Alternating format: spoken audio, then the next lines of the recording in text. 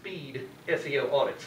We'll only spend a few minutes on each website, but we'll pull up the actual websites. I'll show you some of the first steps that I go through when I perform an SEO audit, either on a small site or on a very large site. And I'll be able to point out, here are some things that you need to work on. Good job here. What were you thinking on this? and so we'll all learn together as we get into that. So first off, let me tell you a little bit about Ross Jones. So 6 months before Google.com was registered, I had my first paying internet marketing client. I was doing search engine optimization starting in 1997 for other people. And so I've been doing this quite a long time. In 2003, the first check that I got sent to me from Google was $29.23, and I was hooked. They went up from there. That's my lowest check ever. I have a number of different websites that I own, but the largest of the websites had a little over 2 million unique visitors last year. I'm an adjunct professor at a small college in Nashville where I teach the Internet Marketing 405 class to seniors who are getting their bachelor's degree in web design at the school. And to date, I've had 608 people come to the Nashville SEO and Internet Marketing group, where we basically do stuff like this every month, talking about various different topics and trends on all things about web presence optimization. And then finally, to the top design is my company, is my brand. And I'll let you know a little side story on that. Back in the day when I started my company, this was before Google, this was really before Alta Vista was showing up. All the web was just getting going. People were going to Yahoo a lot. People were going to something called dmos.org. Does anybody remember that? Do you really? I was an editor there for a while. So. Yeah, so back in the day. And back then, one of the things that made a difference in whether you got a top listing or not was, where does your name start? That's why you see so many, even today, you see so many AAA plumbing companies and AAA this, that, and the other. What comes before AAA? Numbers. And so by naming my company to the top with the numeral 2, I actually had a head start on a lot of other companies that were doing what I did. We offer websites, new websites, designs, search engine optimization consulting. I do a lot of SEO audits for clients. I just finished up a couple of large audits for, one was an e-commerce manufacturer in Middle Tennessee, and another one that's a service organization. So, $150,000 on Google, really? The answer is yes. This was the total as of a day or two ago that Google has paid me. And we're going to be talking in the first part of tonight's get-together, we're going to be talking specifically about how I was able to do that. It is not a get-rich-quick scheme.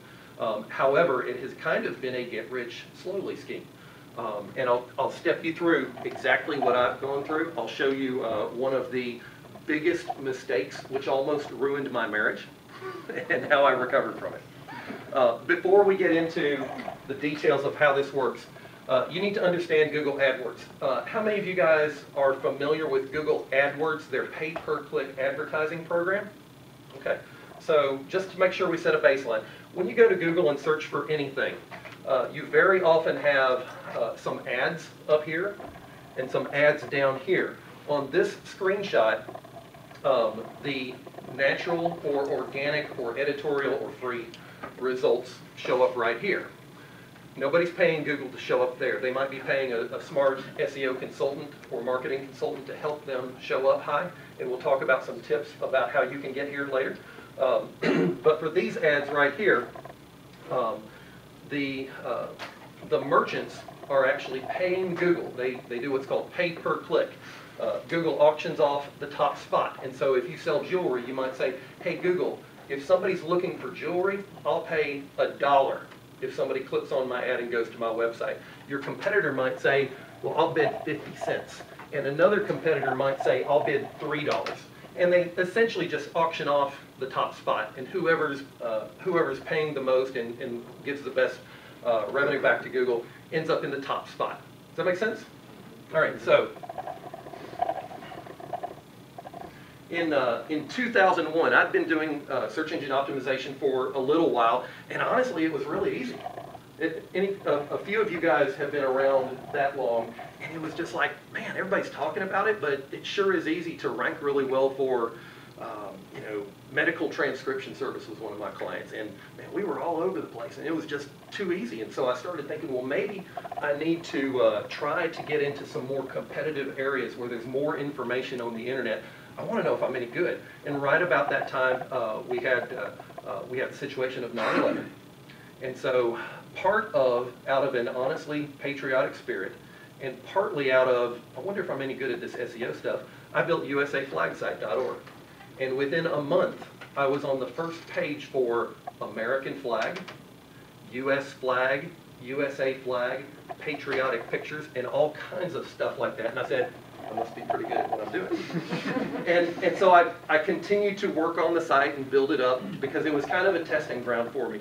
And I really liked that I was getting out some good information out there. I had the lyrics to just about every patriotic song you could ever find on there if somebody's looking for those. Well, in 2003, Google came out with the Adsense program. It's the flip side of the Google AdWords program.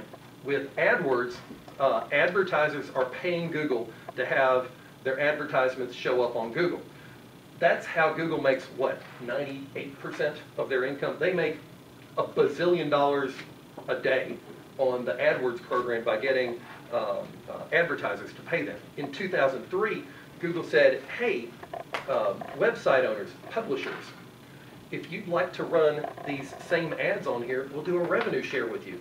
Well, I had a flag site, and I sure wouldn't turn down a little extra money, and so I put some ads on my website, and I'll tell you more about the story in a second. But it's very simple to get involved with AdSense. Any website can sign up with a little asterisk. You can't have a porn site, you can't have illegal stuff on your website, and there's a few other restrictions. But for the most part, any one of you can have your have AdSense running on your website. You basically build the size and the shape and the colors of the ad that you want to have show up on your website. Google AdSense gives you a little snippet of information, and you stick that into the code on your page.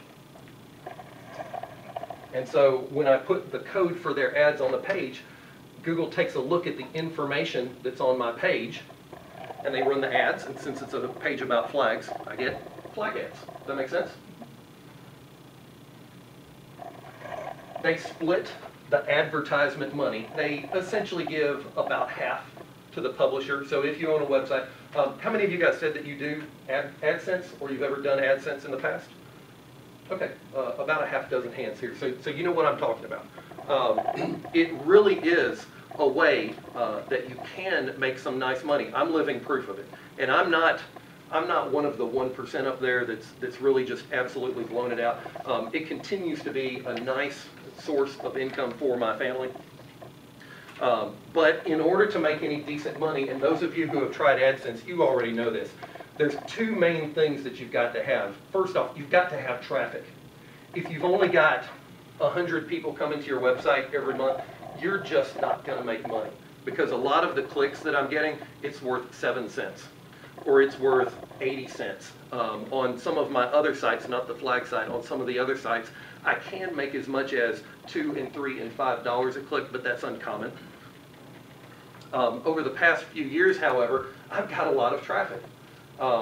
The flag site had its best year ever last year. I said a little over 2 million visitors, but across all of the websites where I run AdSense, a cumulative about 11 million visitors. And so if you've got a lot of traffic, you really can earn money with AdSense. The other thing that you need, besides traffic, people coming to your website, is you got to have people click on those ads. And Google spends a lot of time helping you understand how can you optimize the performance of your ads. This is a heat map where they suggest some areas and locations where you might place the ads on your website. In general, they say that higher on your page is better. In general, they say that a wider ad is better than a narrower ad. They say it's better to have more than just one ad. You can have 3 of a certain type called display ads, and then you can have up to 3 of what are called link unit ads. They encourage you to have the ads on every page of your website that's publicly available. And they also encourage you to don't make it stick out like a sore thumb. They want you to blend it in so it's kind of part of the experience. If you have a blog, it's a very common setup for your blog to have a logo and it says, you know, my blog here, and maybe you've got some navigation links here, maybe you've got some navigation links here, and you've got an article and an article and an article and an article. They've done a lot of testing to give you some suggestions on where it makes sense to put your ads so that people will actually click on them, they'll see them, and they'll click on them. They suggest that layout for maybe a homepage of a blog.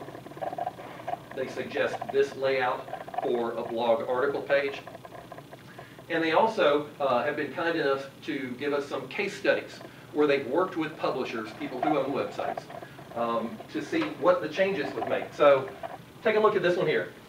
They had a web page here with some content information, and they had been running what's called a full banner ad right up here.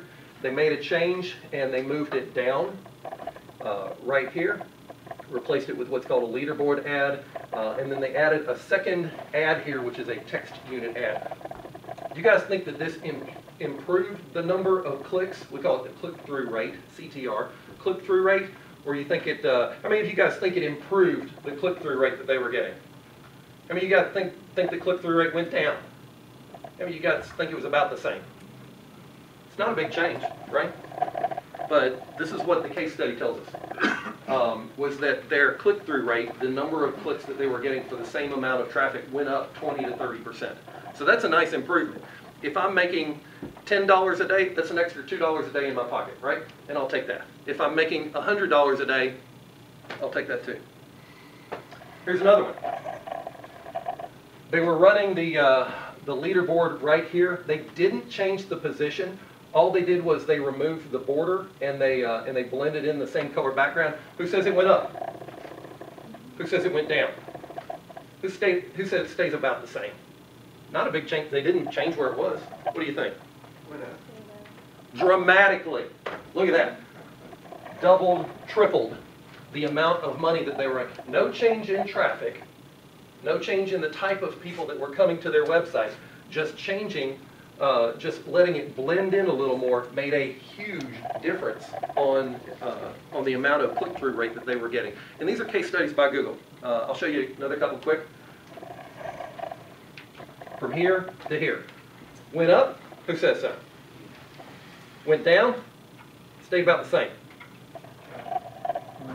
Let's see. 60% increase in just that change. Last one. Don't really see it here. Didn't move it, didn't change it, just used a yellow background. Who says it went up? Who says it went down? Who says it stayed about the same? Here you go. 65% drop. It's too in my face. I'm not going to click on it. I realize it's an ad, maybe part of it, but I'm not going to click on it. Google encourages you to blend your ads in. These are all just case studies. And so if you have a website, or if you end up with a website that's getting a fair amount of traffic, what they suggest that you do, and what I suggest that you do, is that you should be running tests. You should try something and see what happens. Follow what they say are the best practices. This is the same as for search engine optimization and trying to rank better. You should follow the best practices, see what happens, and then try something else to see if you can continuously improve it. So a few years ago, I saw these case studies and I said, you know what? I'm making some nice revenue on the flag site, but I wonder if I could improve the click-through rate. You know, this is up here. People just get accustomed to blocking out the ads, right? And you just stop noticing them. So I did this. I put some pictures up here and I aligned them with the ads. So what do you guys think happened? Do you think my click-through rate went up? Yeah. Went down? Stayed about the same? So you got in trouble. Dude, it went through the roof for about a month and a half. And my wife said, what happened to the flag site checks? And I said, let me check into that. And this was back in the day when you just absolutely could not pick up the phone and call, hey Google, can you help me? There was just no way. There was no way to really contact anybody at Google. Their organization was just not built that way. Today it's a little different. You actually can get through to a warm body that can help you. But and I've been in this community for a long time. I was calling friends left and right. I was like, do you still have a phone number or an email address for that guy that we met at that conference with Google? And it's like, no, he gave me the bad email. He didn't give me couldn't get a hold of anybody. And it was honestly causing a lot of tension in my household. My wife is a very smart lady. She is not very web savvy. Of all the things that I have done in 17 years, that flag site makes us a lot of money. She understands that. And she also understood Ross screwed it up, okay? and so it caused a big problem. I still had a number of other websites that were in the Adsense program that were making some level of money, but they paled in comparison to the flag site. I happened to get an invitation to go to Austin, Texas for what they call Adsense in Your City. They invited a number of Adsense publishers in, and they put on a presentation and say, here's how you can make more money with Adsense. I booked a trip to Austin, and I said, I gotta go. It's gonna cost us $400, but I'll chase somebody down. I'll get a hold of somebody. I'll be in the Google office. I'll make it happen. And she said, good luck. and as luck would have it, the very first Google employee that I met, she said, actually, I'm not even supposed to be here as part of the Adsense in Your City. I'm part of the Adsense Quality Guidelines team. And I said, let me tell you I'm so sorry. I know I screwed up. I fixed it. Can you please let me in? She said, what's your website? I showed her. She said, well, the presentation's getting started. Why don't you come back after the presentation? We'll talk about it. I texted my wife. I was like, I already met somebody, and she said she's going to look at it. And my wife said, good luck. And I walked over to her after the presentation, and she said, I took care of it. Oh, wow. And it was just huge. It was a beautiful, sunny day in Austin, Texas. And it was a beautiful, sunny day in Nashville, Tennessee when I got home and I told my wife. So I learned a huge lesson there. The reason why I got banned, that website got banned from the Adsense program, is because they said that by adding something that would draw attention to the ads, because that's the reason I did it, it was. By specifically drawing the eye toward the ads, I was encouraging clicks. They said it would be no different than if you added in, a yellow arrow pointing at the ads, or please click here, or something like that. It's in the same category. They make the rules, and so I follow the rules, don't I? There are a number of other things that can get you in trouble. A lot of people end up getting banned from the Adsense program by actually clicking on their own ads, or by having certain people click on their own ads. Google spends millions and millions of dollars every year trying to figure out and prevent and combat click fraud. If you think you can get away with it, don't even try. You can also get kicked out of Adsense if you have content guidelines, or if your website violates the Google Webmaster Guidelines. There are also a number of other things, other areas that can get kicked you out of the program.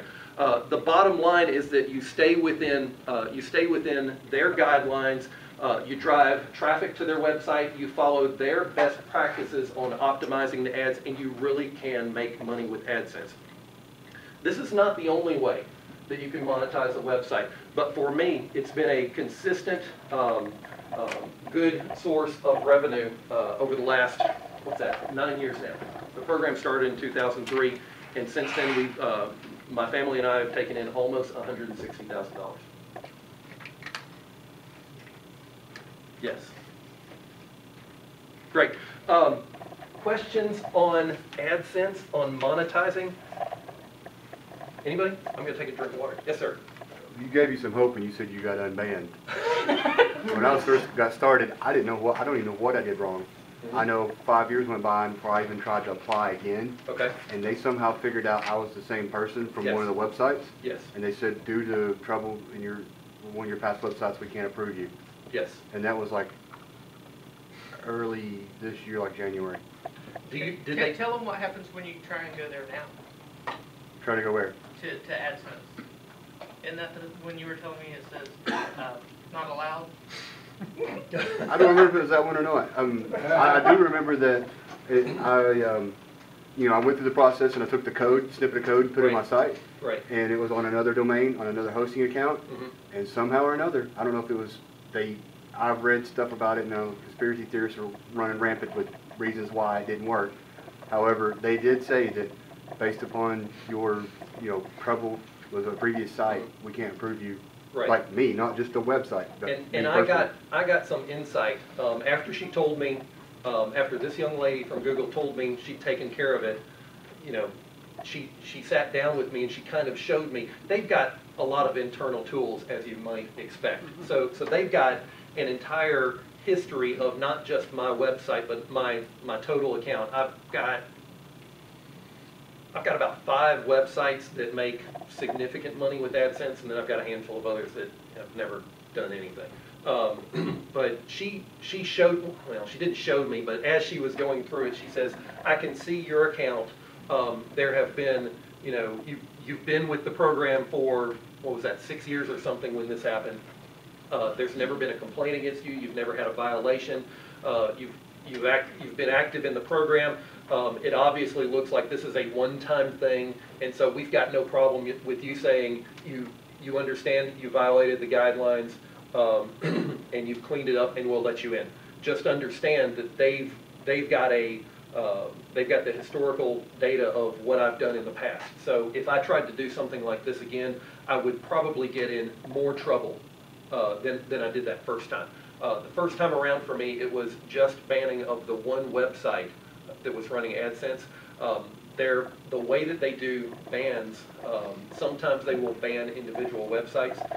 Sometimes you will get your entire account shut down.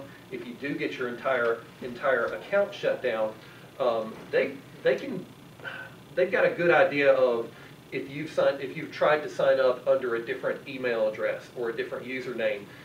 Because you're putting in, for one thing, you're putting in your payment information in there. And here's where I want the payments to go. So even if you try to hide it by signing up under your wife's name, but it's still going to the same address, they can watch for things like that. They can also keep track of, everybody understands what an IP address is on your computer. Right. If they see logging into multiple different accounts from the same IP address, that's certainly a clue to them. And these are just the things that, very quickly and easily, we can dream up that they can do. They've got so much data at Google on all of their servers. They never throw anything away. I remember sitting with 2 Google employees at a conference. We were kind of at the after party at a bar in Boston. This was in 2003. I was just getting started with AdSense, but I was there for the SEO conference, and there were 2 new Google employees. Anybody know who Matt Cutts is at Google? He's kind of like the face of Google to the webmaster community. Matt's the rock star at these conferences that I go to. He brought along 2 other Google young ladies with him, and nobody's talking to him.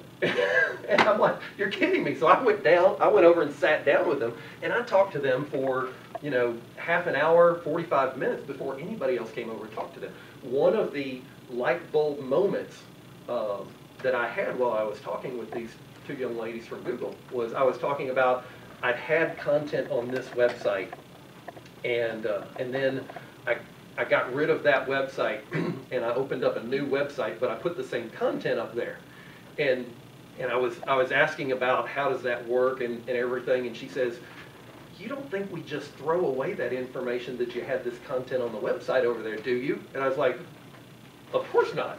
And I have heard a number of times since then that they essentially never delete anything. Have any of you guys used archive.org or the Wayback Machine? Yep. So that you can kind of go back and look and see, put that on steroids and imagine that Google has that.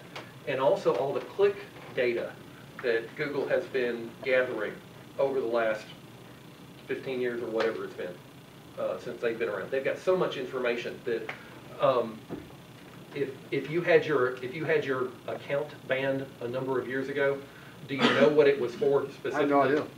But it could have been. It sounds like it very well could have been some of these guidelines that they've got out there. They may just have put a permanent ban on you, and you've got to find some other ways to monetize your websites. One of the resources I found that everybody seemed to think it was a good one to follow. Basically, get a new computer, a new hosting account or IP, ISP, and never from that computer access any of your other, you know, like your webmail or anything. Sure. Use that only for your AdSense. Set up a new bank account, open another bank account somewhere else, and open a P.O. box.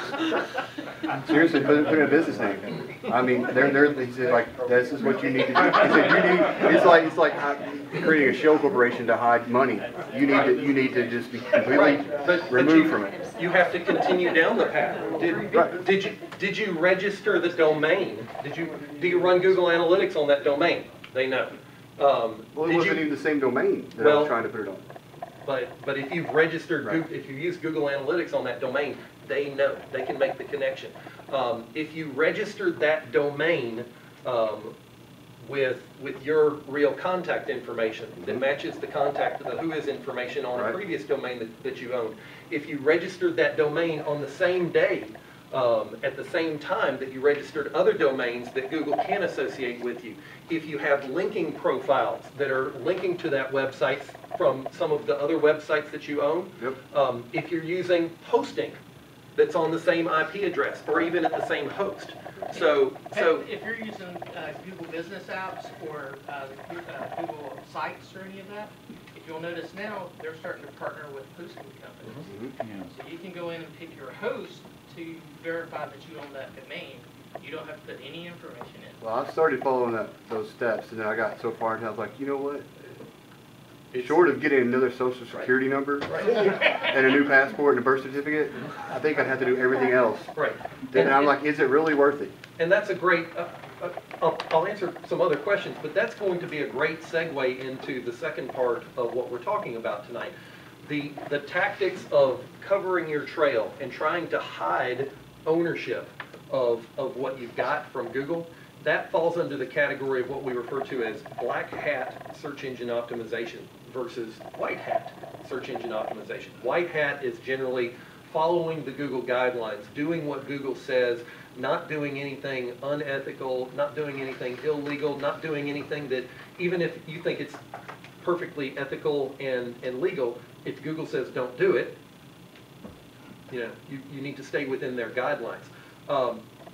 Over the past few years, I've been doing this a long time, and I've always been what I kind of consider myself to be a white hat. I've dabbled a little bit, but I've never been a, you know, real black hat. I've had lots of friends who have done just about everything that you don't want to hear about. I know a lot of the tricks out there because I've been close to a lot of people that have done that. So many of them, so many of the black hat SEOs have moved to being white hat SEOs over the past few years because Google has continued to make it more difficult and more difficult to get away with those tricks. It can still be ridiculously lucrative to try some of those black hat tactics, but it's extremely high risk, extremely high reward. If Google is so important, why risk it? Right. I would never use those tactics on a brand. If I've got a construction company, or if I've got an accounting firm, or if I've got an e-commerce site, I never recommend that my clients do any of these black hat tactics. Now the problem is, you've got black hat at one end of the spectrum, you've got white hat at one end of the spectrum, and honestly, there is a lot of gray area. And so it's important that you're working with somebody that has an idea of where are you within that spectrum of gray. Are we really putting ourselves at risk of a permanent problem, or is it just we're kind of bending the rules? And so what I try to do when I'm working with clients is I try to explain the situation to them.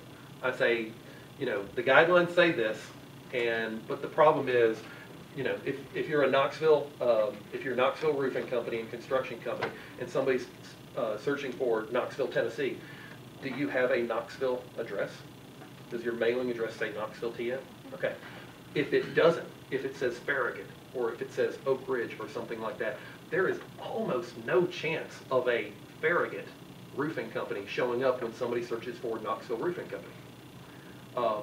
So that's an area where if I have a client in Farragut and they want to rank well for Knoxville roofing company, I'd have the discussion with them.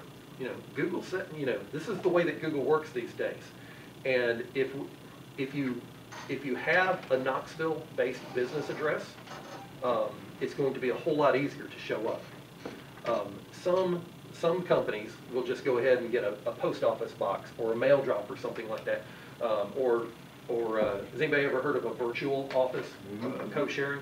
Google's actually been clamping down on those because people have been doing it so much. It's been effective in the past, and it's been a big, you know, high reward situation. But Google's clamping down on that more and more, and it looks like they're actively targeting places that have virtual offices, and they're saying, you know, that doesn't really count as a Knoxville address if you've got a virtual office. So I got a good glimpse on that one. Who in here knew Dr. Scott from Panera? Dr. Scott was approached by Panera Bread manager and said, "Sir, you're going to have to quit registering Panera Bread as your address on your domain. We right now have 151 websites registered to our address here, and Google has banned us from Google Places."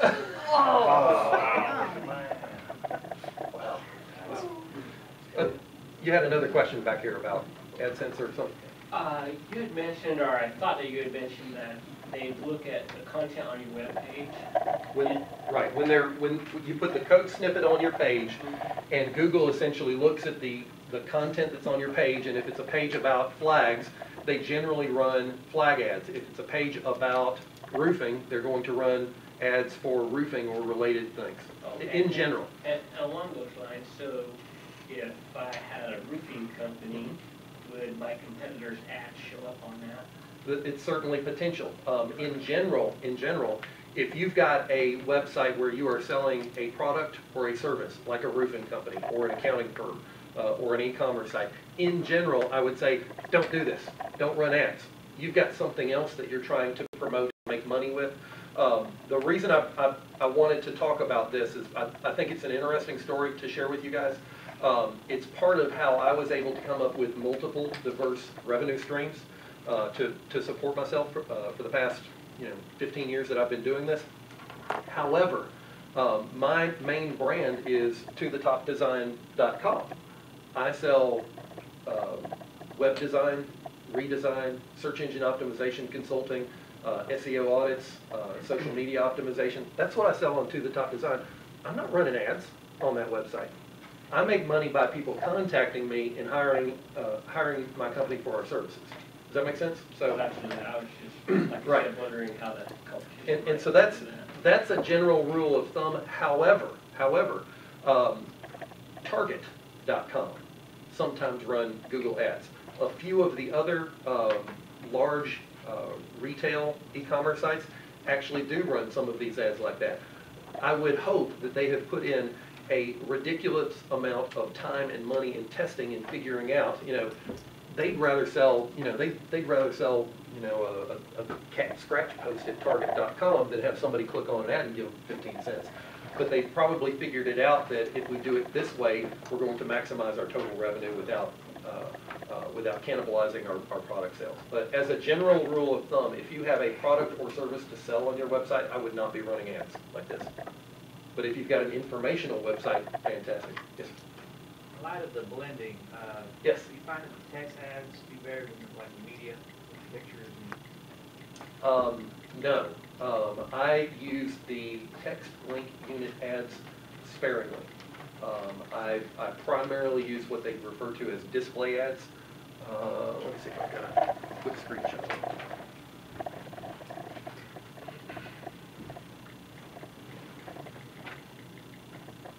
Well, here's one example, and I apologize, this isn't a great version, but Google has a number of different types of ad formats. The two primary ones are what they refer to as text or display ads, and they come in different shapes and sizes, but they essentially will show an ad with a title and a few lines of text. There's 4 ads in here. Or this entire leaderboard might be replaced with something that's more graphical, kind of more like a graphical banner ad. The other type of ad that they have is what they refer to as the text link unit ads, and they are basically just, you know, a link, a link, a link, a link, and these are the ads here. They come in a small square like this, where they might have 4 of them at a time. They also come side by side.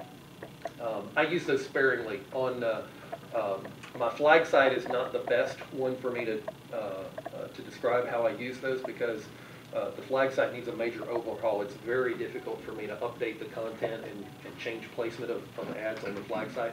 But I've got some other websites where I basically have 2 or 3 of these, you know, full service ads, where it might display a text ad or it might display a graphical ad, and then I might have 1 of these text link units.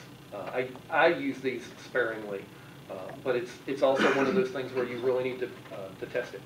I mean, if I'm just going to put something up there and I'm going to set it and forget it, I'm going to put up maybe 1 of these or 2 of these. I'm going to put up a couple or 3 of these, because you can have a maximum of 3 of these type ads on your page. I'm probably going to put up 1, maybe 2 of these. You can have a maximum of 3 on your page. Does that help? And they target those by zones. You can set up a zone to be this type of ad. They can.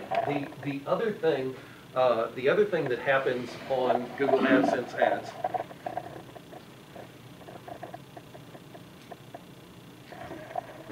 is that they'll do what's called retargeting. And so in general, if somebody comes to my flag page, they're going to see ads about flags. Buy a flagpole, buy, a college flag, buy an American flag. They're going to see ads like that. However, if you have been surfing around on websites looking for website hosting, don't be surprised if you come to my website, my flag site, and you see website hosting ads. Because what they're doing is Google understands that you have been in the market for website hosting, or you have been in the market for antivirus software, or you have been in the market for at-home care, or you've been in the market for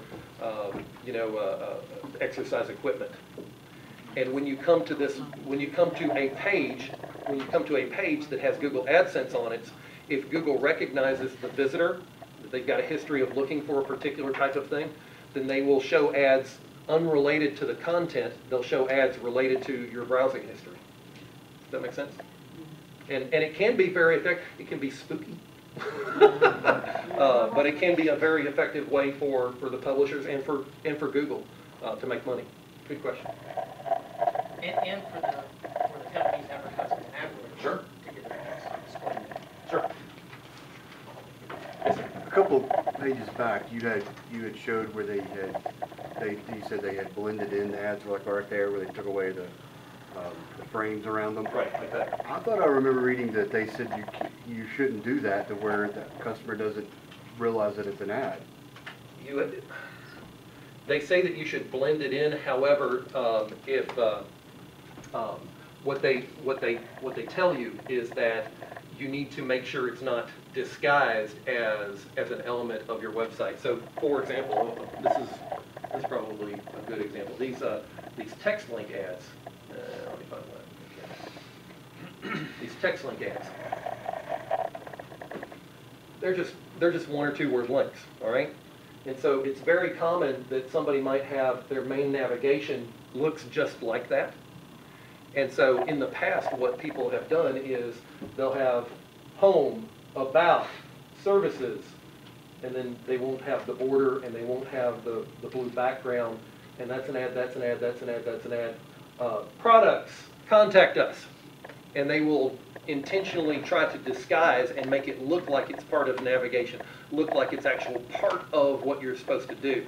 And that crosses that line where it's subjective. You've got to understand if you think that a Google AdSense quality guidelines employee is going to look at your website and say, they're trying to trick people into clicking those ads, don't do it. If it's obvious that you're not trying to trick somebody into clicking it, then you're probably okay.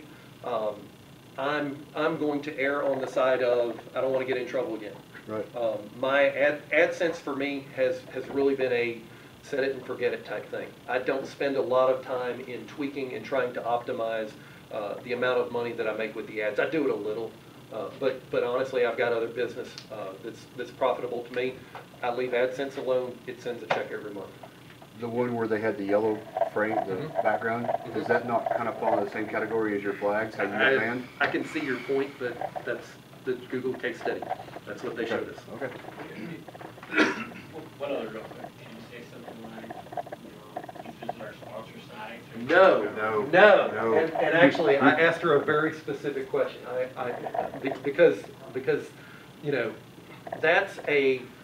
that's a clear violation of the wording of their guidelines. However, what she said, and I don't believe her, but this was a quality guidelines person telling me this. She said that if you have, let's say you have a little bit of text here that says, please visit our sponsors, or please click our ads, or please do something like that. That's an absolute violation. I said, well, what about if I've got a PayPal donate button? And I put, and I pointed on my flag site. What if I've got a PayPal donate button, and right here I put, please donate to USA Flag Site, and there's a little PayPal button here, and then there's the ad below that. I was like, is that a violation? She said, no. I'm like, how's that not a violation? Because you're not drawing attention to the Google ad, it's not blending in with it. I'm like, I don't really get it, because that feels like right next to the ad, I'm telling people I need you to give me some money somehow. There's a lot of people that understand that if you click that ad, I'm going to put 50 cents in my pocket. To me, that seems like I'm encouraging clicks, and she said, no, it's not. I've not done it, and I don't intend to. Because that really concerns me that, maybe she's got a different opinion than somebody else on the team. Or maybe that's their guidelines today, and maybe it would change at some point in time in the future. I've got a set it and forget it type thing, and so I'm not messing with that. It sounds like Google's really kind of answered the call of everybody being ticked where they can't get a hold of them. Nowadays, is there a way that you can make a change to your page and make it non-indexable and send them the link and say, is this violation, and let them tell you before you make it live? I don't believe that there's a way to do that. There might be. There's certainly an official re-inclusion request option for AdSense now, where there wasn't when I was doing this. But to my knowledge, there's not a way that you can kind of, ahead of time say, is this legit or not? If you've got an existing AdSense account, have any of you guys that have dabbled in AdSense, have you ever gotten an invitation to the AdSense in your city events? They basically have road shows around the country.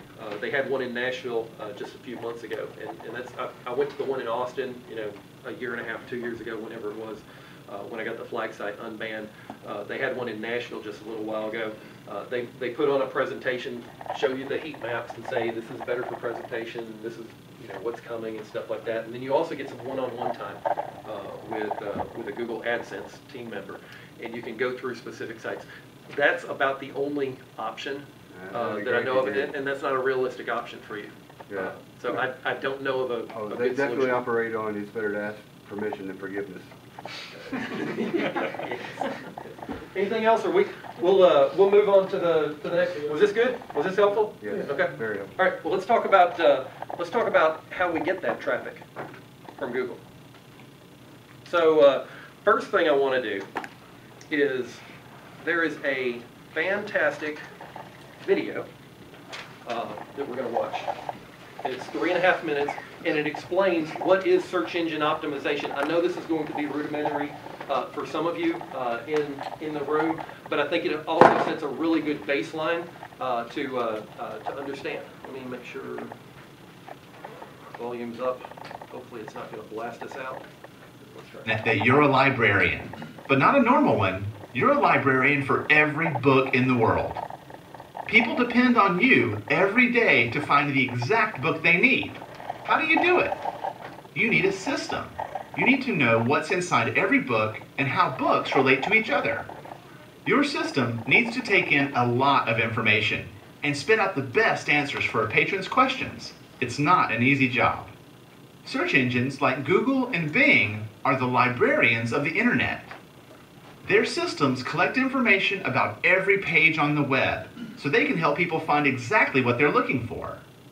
And every search engine has a secret recipe called an algorithm for turning all that information into useful search results. Now, if you own a website, search results matter. When your pages have higher rankings, they help more people find you. The key to higher rankings is making sure your website has the ingredients search engines need for their recipes. This is called search engine optimization, or SEO. As it turns out, most of the big ingredients are known. Let's take a look. First, words matter. Search engines account for every word on the web. This way, when someone searches for shoe repair, the search engines can narrow results to only the pages that are about those words. Second, titles matter. Each page on the web has an official title, but you may not ever see it because it's in the code. Search engines pay a lot of attention to page titles because they often summarize the page like a book's title. Third, links between websites matter. When one web page links to another, it's usually a recommendation, telling readers this site has good information. A web page with a lot of links coming to it can look good to search engines. But some people try to fool the search engines by creating or buying bogus links all over the web that point to their own website.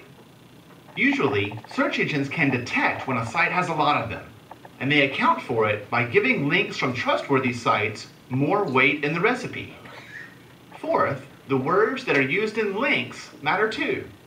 If your web page says, Amazon has lots of books, and the word books is linked, search engines can establish that Amazon.com is related to the word books.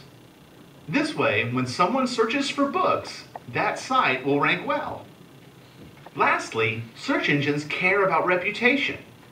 Sites with a consistent record of fresh, engaging content and growing numbers of quality links may be considered rising stars and do well in search rankings. These are just the basics, and the recipes are refined and changed all the time. Good SEO is about making sure your website has great content that's supported by the ingredients that search engines need for their recipes. I'm Lee Lefevre, and this has been Search Engine Optimization, explained by Common Craft. That's a really good basic overview of search engine optimization that will be valid today and it will be valid 5 years from now. So from that, we talked about words matter, and a lot of times you hear people saying keywords or keyword phrases or something like that, and they do. Google and any search engine, at the core of what they do, they're looking for those words and are the right words in the right places. They're looking for links. Other websites pointing to you are essentially counted as votes for the value of your website. If there are no other websites linking to your website, then Google says nobody cares about you. You don't have a valuable website. The words in those links, they talked about if a word books, if you click on the word books as a link, you expect to go to something about books, right? And so that's another very important point. And they also talked about reputation. And these 5 things have been involved with the Google philosophy since the beginning of when Google started back in 1997. And you can, I'll try to summarize it in this, is that search engine optimization is having great content information on your website, whether you're selling a product or whether you've got the Star Spangled Banner lyrics on your website. SEO is having great content supported by these ingredients. And if you've got that, you're going to have effective SEO. Over the years, there have been a lot of ways to try to game the system and trick the system, but this has been the guiding philosophy philosophy behind Google. And if you really focus on this, as opposed to gaming the system, you're going to be better off in the long run. So, words matter. My favorite phrase is, if you put the right words in the right places, you are most of the way there. And I've got, if you'll connect with me on social media, please make sure that we trade cards before you leave today. tothetopdesign.com/connect has all of my social media links on there. Please connect with me on social media. I don't get paid to do this. I do this primarily because I'm passionate about these topics. I like to share the word, and I also enjoy the networking aspect. If there's something that I can do for you or somebody that you know, be happy to do that. But please connect with me. If you will connect with me on social media, I've created a one-page printable cheat sheet of, when you know what the right words are, what are the right places that you can put those words on your pages? In the title, in the headline tag, in the URL, within the body content, in bold and strong. So drop me a note on Google Plus or on Facebook or on Twitter, and I'll send you a copy of this. So words matter, but a lot of people have abused that over the years. And so back in the day, this really did work. All right? In the video you heard philosophy, words matter, and words in the title matter. Look, title, Viagra, Viagra, Viagra. Guess what? That would beat the guys that only had it there 3 times. And also, back in the day, again, before Google, something called the meta keyword tag was just a place to list the words that you thought you should show up for on the search engine. When Google was started over 10 years ago, they decided to ignore the meta keyword tag. If you've ever heard somebody tell you you can show up better on Google by having your keywords in your meta keyword tag, there are other meta tags, run away from them. That's a big red flag. They don't understand it. Google has always ignored the meta keyword tag. It doesn't work. All right? But it used to back in the day. And still today, you can find pages that have keyword stuffing happening to it.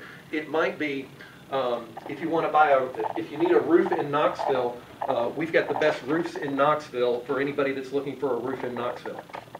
You'll come across pages that are written that way, and that's another form of keyword stuffing that you need to avoid. I came across this. Matt Cutts is kind of the face of Google to my world and community, and he posted on his blog about how he'd come across a website template that actually had, visibility hidden, a hidden area on your website, and in the comments of this website template it said, insert your hidden text here. And so there are a lot of ways that people can hide words. One of the most simple would be if I highlighted these words and I changed the color to white, I'd have the words on the page, but they'd be hidden. That's a very common tactic. You can get in trouble for these things. These are some things that did work in the past you should not do. Google and Bing and other search engines get better and better every year at detecting spam and people that abuse some of these things. Over the past few years, there's been something called article spinning. And it's another attempt at putting the right words in the right places, but without creating useful content behind it. The idea behind an article spinner, don't do this. You'll get in trouble. You'll get banned. The idea behind an article spinner is you come up with words write an article one time, and then you decide for some of the words like machine, you come up with synonyms: mechanism, engine, appliance, apparatus, contraption, piece of equipment, device, instrument. You come up with synonyms, and the software will automatically replace synonyms for your different words in here. And it will create what technically could be called a unique piece of content. It's different. It's got different words on it, right? And look, it looks like about 40% of the words, they've gone through and changed the words. Every one of these red words is going to get spun into synonyms. And so technically, it's going to be a unique piece of content. However, these are the pages that you actually go there, and it doesn't make sense when you read it. And Google understands this is going on out there, and they are actively trying to penalize websites that have content like this. Don't do it. But there are a lot of ways to game the system. There are a lot of ways to abuse what's going on. Let's talk about links. In the very beginning of Google, who has heard the term Pagerank associated with Google? All right. So Pagerank has nothing to do with a web page. Does anybody know what Pagerank is named for? Larry Page. Larry Page and Sergey Brin were the two guys that created Google. And when they were students at Stanford, Larry and Sergey came up with an algorithm for what would be a search engine. And he referred to the core component of this algorithm, he referred to it as Pagerank. And it was a method for taking into account links from other websites as a primary means of ranking websites on this search engine that would later become Google. So we know that from the very beginning, links have been extremely important on Google. We also know that as of last month, guess what? They are still extremely important. This is a Google employee that posted this comment on one of their support forums that makes it very clear. Links are extremely important. Even if you have fantastic content on your website, it's not enough. They need to see some other indicators, not on your website, to understand that you are authoritative enough to support that #1 ranking. Maybe my wife has a certain type of cancer, and I've written a tremendously researched blog post on my personal blog about this particular type of cancer. Maybe the Centers for Disease Control has a decent, but maybe not as well researched article about the same thing. Which one of those two should Google rank when somebody searches for that particular type of cancer? I'm just some yahoo. I don't have any background in medical. Google has no way of telling, even if it's fantastic content, Google has no way of telling, am I a real authority or am I a fake authority? And so Google looks for these links pointing to your website as part of how they decide should you rank really well. If you have very few links, or you have few links relative to your competition, if all of the other roofing companies have 100 links pointing to their website and you've got 2, you're not in the ballpark. Does that make sense? So links are extremely important. Can I ask a question about that? Sure. If I asked everybody in here to put a link back to my site, Yep. I would pretty much get unanimous no thanks. You know, we love you, but not going to do it. And if I were to go to everybody's site and liked it, and I put a link to your site and your site and your site, that really hurts me, right? No, not necessarily. Is it a break even? That's kind of my question. It doesn't hurt me to link to other people. No, but Do you think the day, here's my question, do you think the day will ever come where Google will say, you know, that guy, he's appreciating other people. He's more or less giving away his links. Maybe we ought to say he's an okay guy and give him credit. Do you think they'll ever give credit for giving back links? I think there is an extremely small value in linking from your website out to valuable resources. Somewhat of a positive, you mean? Somewhat of a positive. Just very... Not in the top priority of what you need to be worrying about for search engine optimization. Because I've tended to guard and say, well, gosh, I can't give out a bunch of links. If I give out 50 and I only have 10, it seems like I always thought, I was wondering, maybe I was hurting myself. That was the mindset that has been prevalent in the world of SEO probably up until a few years ago. And there are plenty of people that still subscribe to that. I'm not going to link to them. You know, it's kind of like somebody coming into Walmart and saying, do you have a purple fuzzy widget? And Walmart says, no. Do you know anywhere else that has? I'm not going to help you. Yeah. Or do you say, you know, I think they've got them over at Target. Yeah. And that's why I'm asking that, because you appreciate when somebody tells you that. It's a positive for Walmart. And so the right way to think about this is don't worry about, you know, in the PageRank algorithm, are you actually distributing some of your PageRank to other websites? Okay. Don't worry about that. Think about user experience, because that's what Google wants you to focus on. And you can be assured that Google, when they are evaluating changes to their algorithm, they are focused on what's going to give our user the best experience, what's going to give somebody coming to Google the best experience.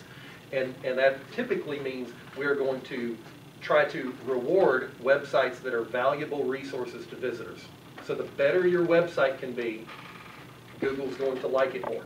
There's other stuff that's going on, but in general, don't try to hoard those links. If it makes sense to link to somewhere, do it. If it doesn't make sense to link to somewhere, don't do it. Right. And so trading links with everybody in the room, we refer to that as reciprocal linking, and that used to be all the rage. There have been so many things that people could do for links in the past to try to manipulate this and try to abuse it. But you need to come up with a way that you can attracting links, getting editorially given links. It's perfectly fine to contact me and say, hey, would you link to my website? But think about it from my perspective, why would I? If the reason is because you're a friend. Or what if we want to trade? Wouldn't it help both of us? If it makes sense. If you're a wedding photographer and I'm a wedding caterer, both in Knoxville, that makes sense to me. You know, if you're a salon that does wedding updos in Knoxville, and I'm a wedding event in I'm a wedding venue in Knoxville, that makes sense. So they do rank, they do tie it somehow to the topic. Sure. They're looking for relevancy and authority. They're looking for relevancy and the links can help to establish relevancy. So if we all put each other's links on our pages, it wouldn't necessarily help us. Right, and it would probably probably be more of a net detriment, bad, as opposed to being a net positive. Could blow up on us. Right, but if there's a reason, if you can give somebody a reason to link, and what I'll tell you is, the reason that somebody's going to link to you is going to start with have great content. There's a lot of ways that you can have great content, but the easiest way to have great content is to have a blog. If you don't have content on your website, useful content, people are coming to your website to find out some information, and they get to your website and they say, that's useful, okay? If they come to your website and they say, there's nothing useful there, you don't have a website that Google wants to rank well. Even if you put the right words in the right places, and even if you manufacture links and everything, Google doesn't want to rank you well unless you've got great content. They want to reward great content. So some of the ways that you can come up with great content would be to have some educational content. On my flag site, one of the things that I've been intending to do is to create some, lesson plans for teachers that want to teach, second graders and third graders and fifth graders about the flag. Wouldn't that be great? I'll help you plan your lesson plan for next week. Green content attracts links. The environmental movement, there are a lot of people out there that blog and they put into that. There might be directories. Case studies. If I write, one of the things that I've done on my website is I've documented how I've made $150,000 with Google. If you think this has been good content, I'd love for you to link to that page on my website or social share it. Because I think I've created some pretty good content on my website. Another way to encourage people to link to you might be you might hold some contests. You might interview somebody. You might have just a curated list.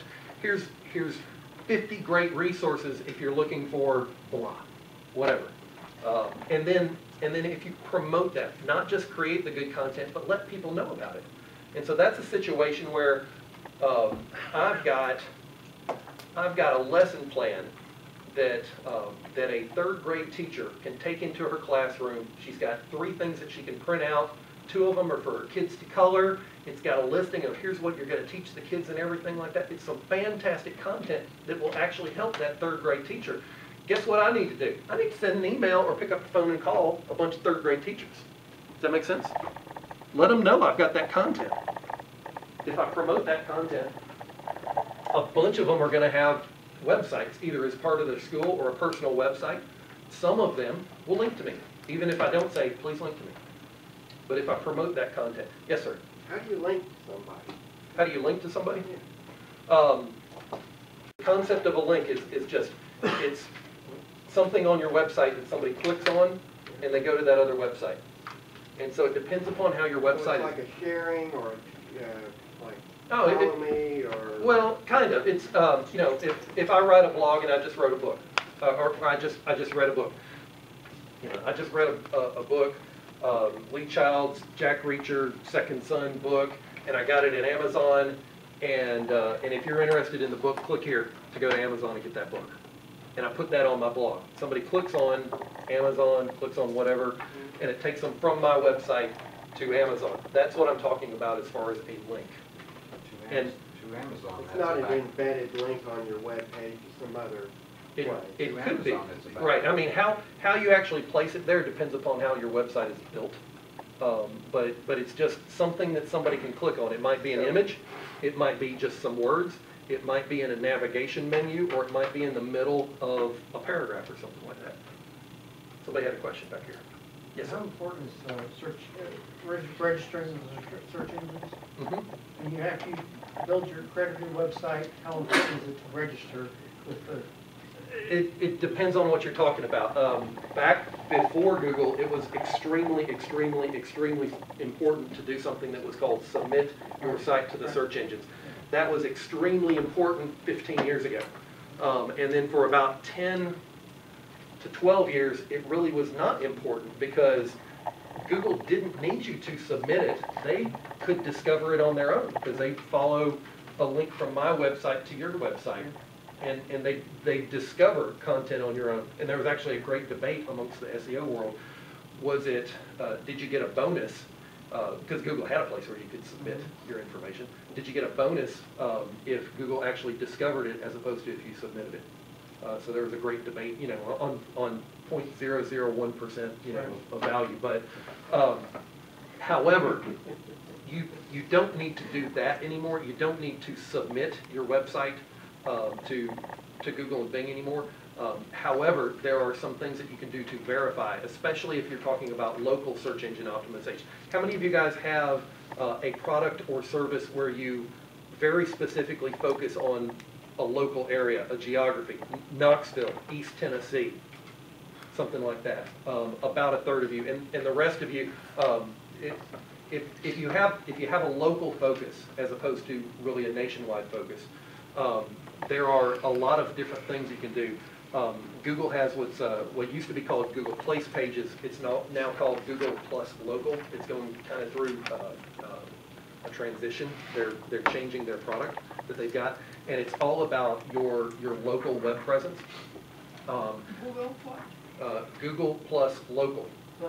Google Plus Local, and that's where Google, if you have a physical presence in a local area, Google wants you to be listed. They want information about your physical location. They used to call it place pages. If you had a place, they wanted you to be there. And they're now calling it Google Plus Local. It would list your address, city, state, zip, contact information. You list your products and services. You can upload pictures and everything. It's kind of a way for Google to kind of collect all the information about an organization or a business or a landmark. And so that's a place where you actually do need to go do something. You actually need to verify. Or if you're a brand new business and they don't know about you yet, you can submit there.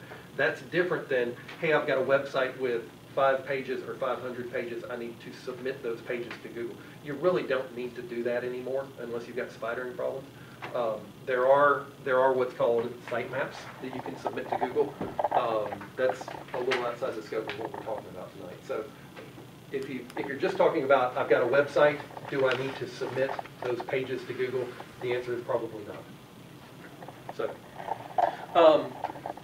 create some fantastic content, and then when you promote your website, let people know about you want the links. There are other things that you can do to get links. You can look for other websites that need your help. Hey, I saw that you had some grammatical errors, or I saw that you've got some old content on there. I saw you've got a list of roofing companies in Knoxville on your website for whatever reason. 3 of them are out of business, and here's 2 more, including us, that are new. Could I help you update your page? Does that make sense?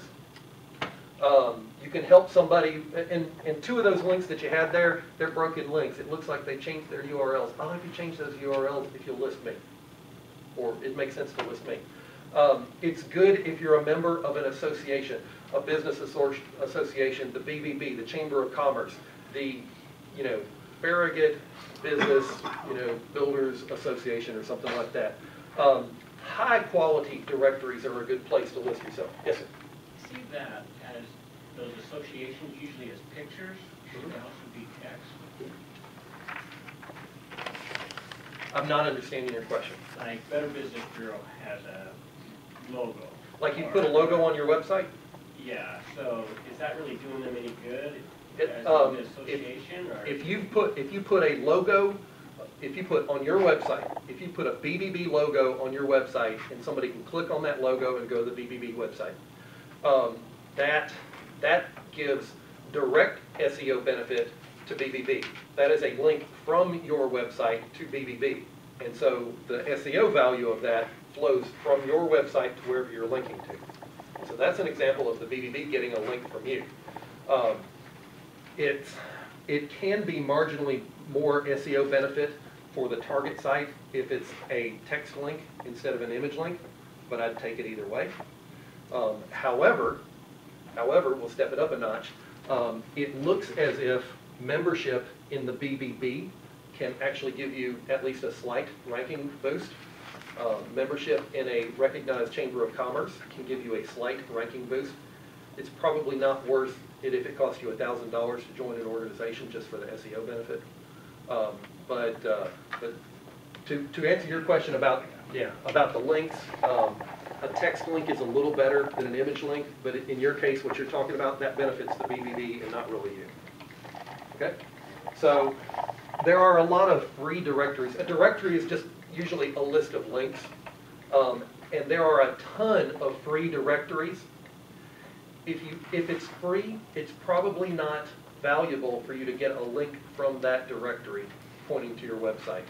If it costs something, if there is an editorial review, will you list my website on your directory and pay the $30 or $300 for them to consider listing you, then maybe there is a value. If you look at the directory and you say, I'd never use it, but maybe somebody else would, then you probably are going to get no SEO value of having a link from there.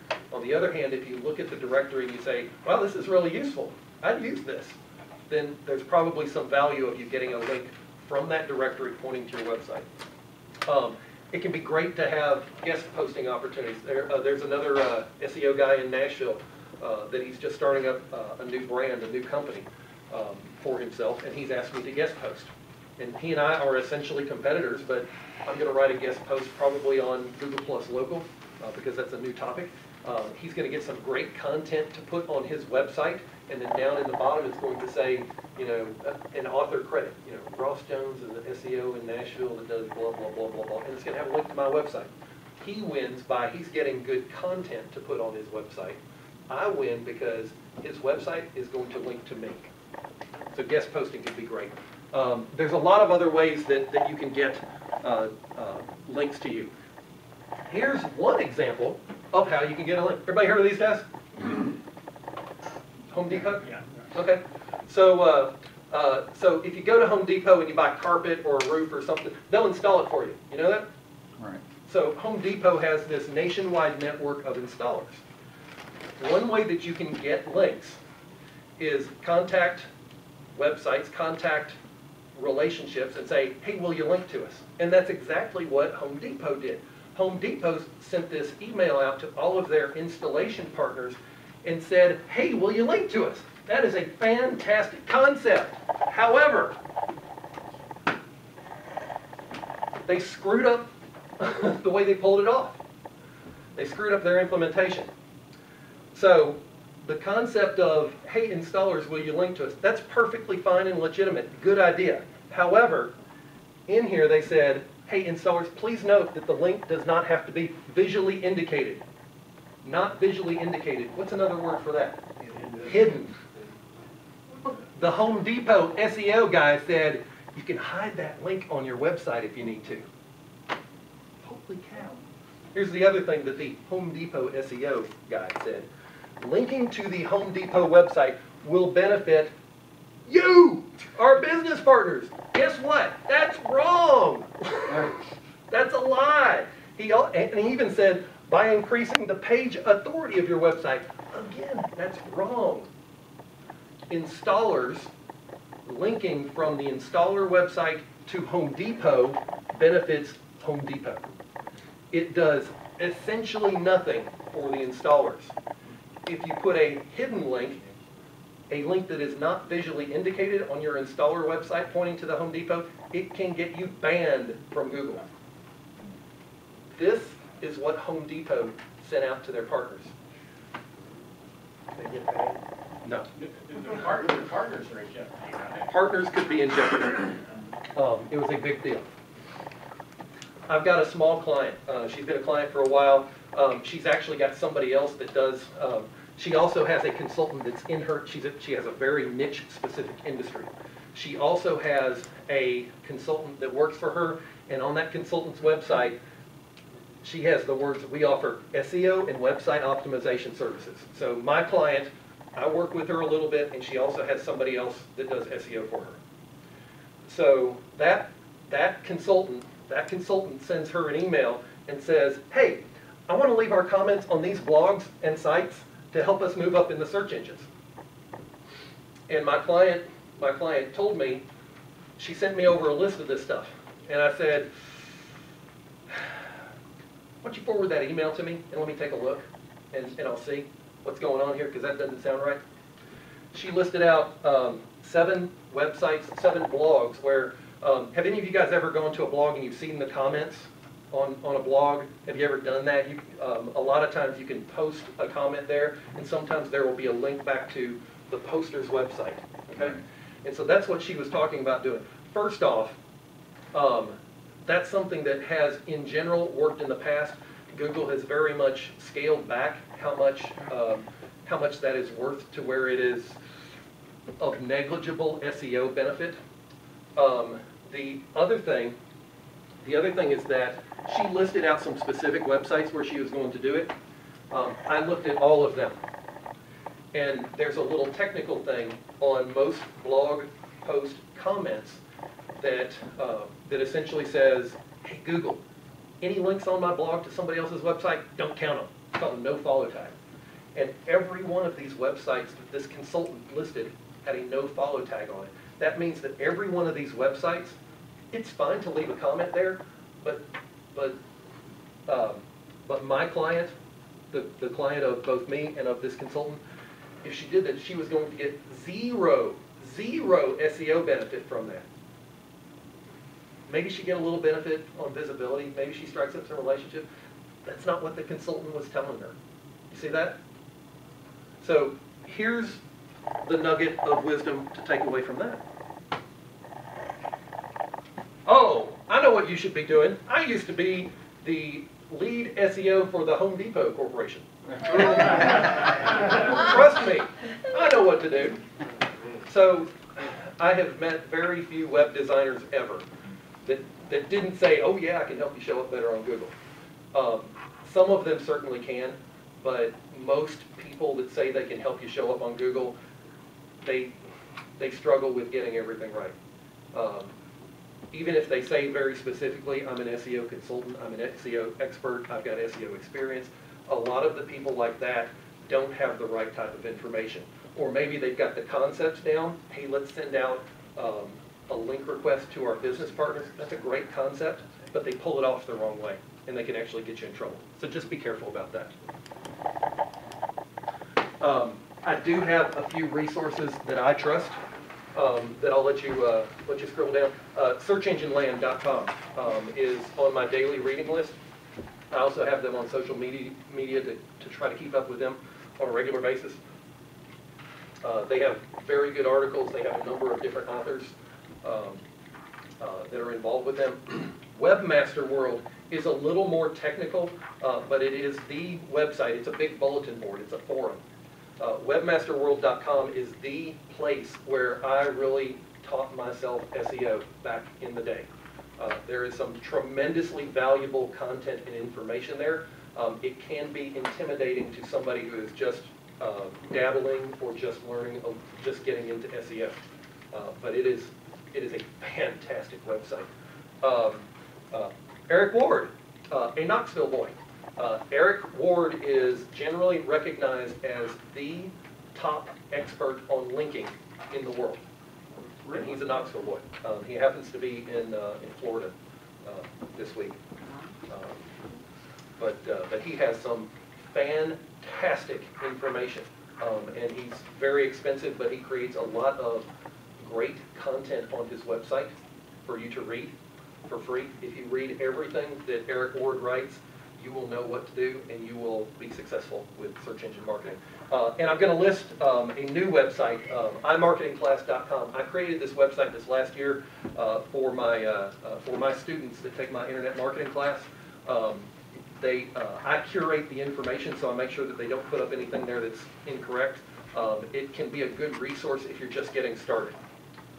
And so there's a good number of articles up there, and every time I teach the class, we add 5 to 10 new articles onto the website.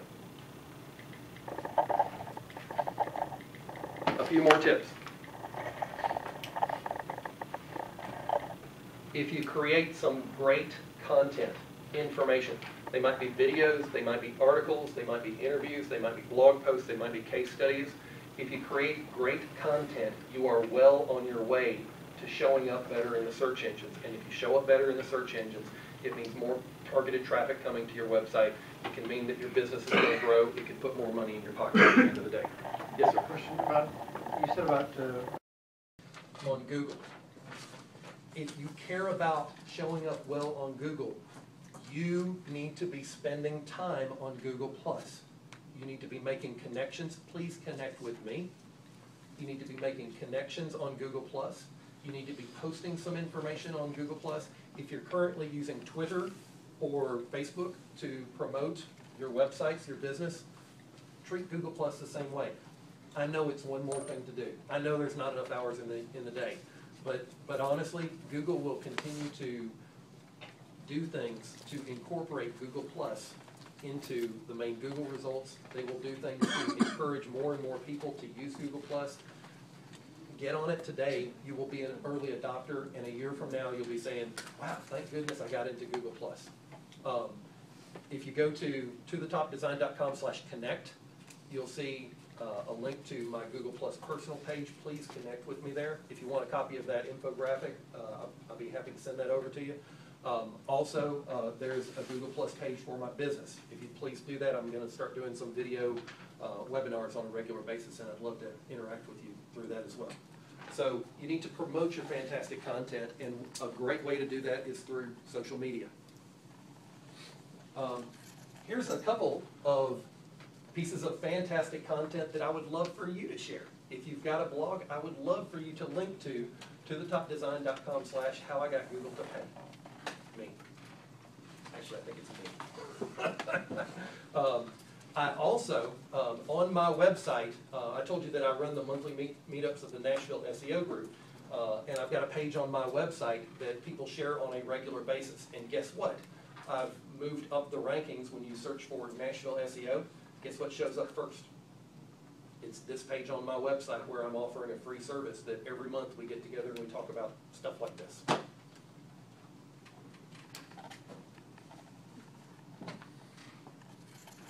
And then finally, have I asked you, I'd love for you to connect with me on social media, stay in touch.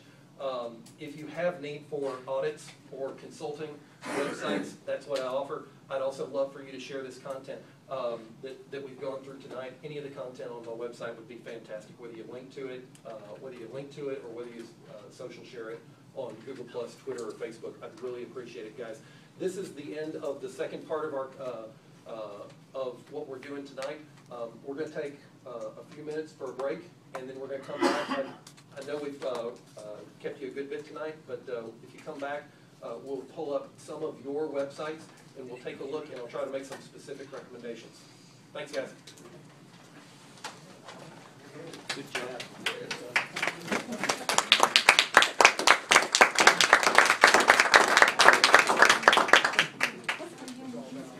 I came down from Kingsville. We've got good friends over